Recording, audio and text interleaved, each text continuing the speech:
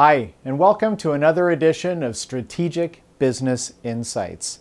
Today we're going to talk about national narratives. Every person has a personal narrative, every company has a company narrative, and every country has a country narrative or a national narrative. So I have to tell you about this trip that I took to Moscow back in July 2013, where I heard on 4 different occasions, and I did not solicit this information, not even once. I did not allude to it. On 4 different occasions, I was there for 5 days. On 4 different occasions, people in Russia told me that life is difficult in Russia. Now, I don't know that much about, I know a few things about Russia, but I'm certainly no expert on Russia. But I have to relay these series of stories. So when I first got there and I arrived at the airport, it was like 2 o'clock in the morning. It was crazy. But anyway, I had a car service that took me from the airport to the hotel, which was right in central Moscow. And the taxi driver, not the car service driver, he didn't speak much English at all, but he spoke a little bit here and there. And I told him I was excited to be there and asked him if he grew up in Moscow, and just basic small talk. And sure enough, within a few minutes, we're driving, it was like a 45-minute drive, he told me that life is difficult in Russia. That's what he said, just on his own. He felt the need to tell me life is difficult in Russia. And I was like, okay, tell me about that. I tried to get something out, but again, he didn't speak that much English, but I thought, man, that's pretty interesting. So anyway, the next day, I was staying at the Ritz-Carlton, which is literally right across the street from the Kremlin and Red Square. So I really was in a great place. It was awesome. And so the next day I was walking through Red Square and taking pictures and so on. But sometimes I get, really bad jet lag.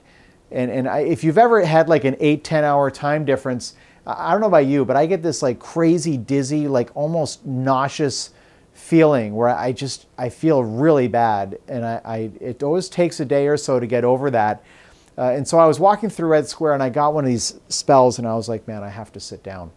And so I sat down on this bench and there was like some Russian guy who was sitting on the other side of the bench, and he kind of looked over and like he didn't say anything, but you could see he had like a look of concern, like what's up, because I looked like I was not, something was wrong.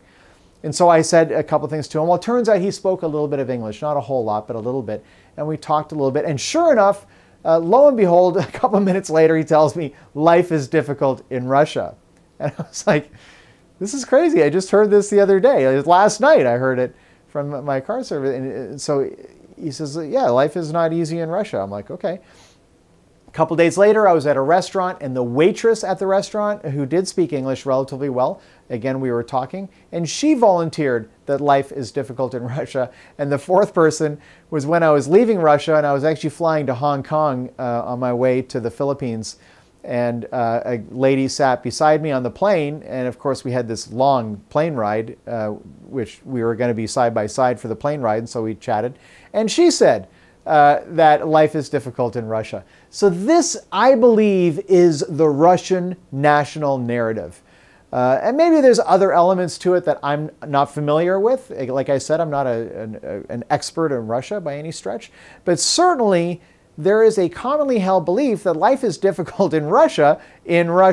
Now, there's another side to this, of course, which is also part of their national narrative, which is that Russians are comrades. They have very close relationships, and they connect through this struggle of life is difficult in Russia. So they connect with each other. And for example, nobody smiles in Russia. And if you smile, like as an American, like I'm smiling, they think you're crazy. Like they literally think you're out of your mind crazy, and they think Americans are obsessed with smiling, and they think it's disingenuous and fake and superficial, artificial. They think they're smiling. Why would you smile? You don't even know me yet.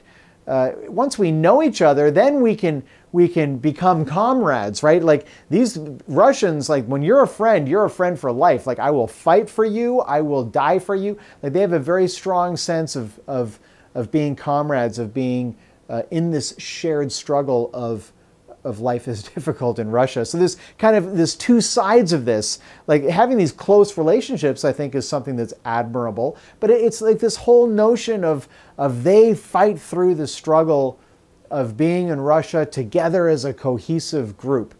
And this is their national narrative. So the truth is that every country has a national, like for example, here in America, what's the narrative here? The narrative here is that America is the land of opportunity and you can chase the American dream, right? That's the national narrative here. And the politicians never miss an opportunity to remind us that America is the land of the free, the land of opportunity, the American dream. Well, statistically, you can look at America and it's not necessarily the life of the American dream is not necessarily that much greater here than it is in other countries, okay? In fact, the division between rich and poor is greater in America than it is in most other developed nations around the world. So for most people, like 90, 95, 98% of the population, this is not the land of opportunity, and they don't necessarily have access to the American dream as much as they might think, but we're told that, right? It's our national narrative. Our self-perception as Americans is that we are the land of the free, we have the land of opportunity,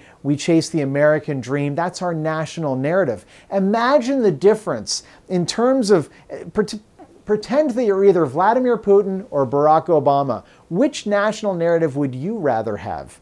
Right? The one that we have in America is so much more empowering than the one that they have in Russia. The one they have in Russia is it's not defeating, but it's destructive in so many ways. Now, let's look at some other countries around the world. Like I grew up in Canada, in Vancouver. And it's funny because if you do a survey in Canada and say, what does it mean to be a Canadian? The number one answer is, we're not American, right? So Canada has defined itself by what it's not. We're not Americans. And Canada tries to distinguish itself from America. It's not a particularly empowering national narrative. I think it's sad, actually, in a way, because there's so many things that are awesome about Canada, but they're not talked about. Canadians aren't nearly as self-aggrandizing as Americans. They're not nearly as patriotic as people in America are. They're a little more subdued, and maybe there's a word I'm thinking of that I can't think of, but they're not as aggressive with talking about how great Canada is. But then you look at countries like China. The Chinese people are industrious. They work hard. Right? That's the national narrative in China. Right? What's the national narrative in India? India is incredible. Incredible India. Right? That's their national narrative. In Fiji, Fiji is the happiest place on earth. That's their national narrative. Right? Australia, right? They party, they drink, they are aggressive, they go after it. They're more aggressive. That's their national narrative, right? Their rugby tradition. And so all these things, and these are incomplete examples. Every country has more things to point out than just those, but it's a national narrative. So what country do you live in?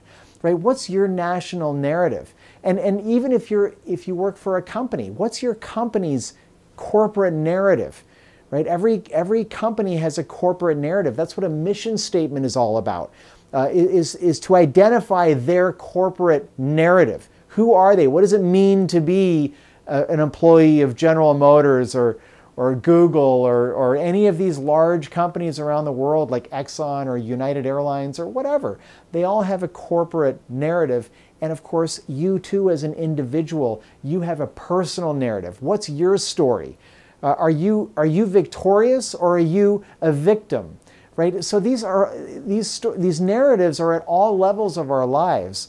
And the whole example of life is difficult in Russia just struck me when I was over there, because I was like, this belief has permeated the culture, the society, the belief system of the country is that life is difficult in Russia. And that may or may not be true, but it's the story that they tell themselves and the story that they tell me as a tourist in their capital. So it was fascinating, and I encourage you to think about this, because let's face it, you control your own personal narrative and you can contribute to your company's corporate narrative as well. You can't control your national narrative.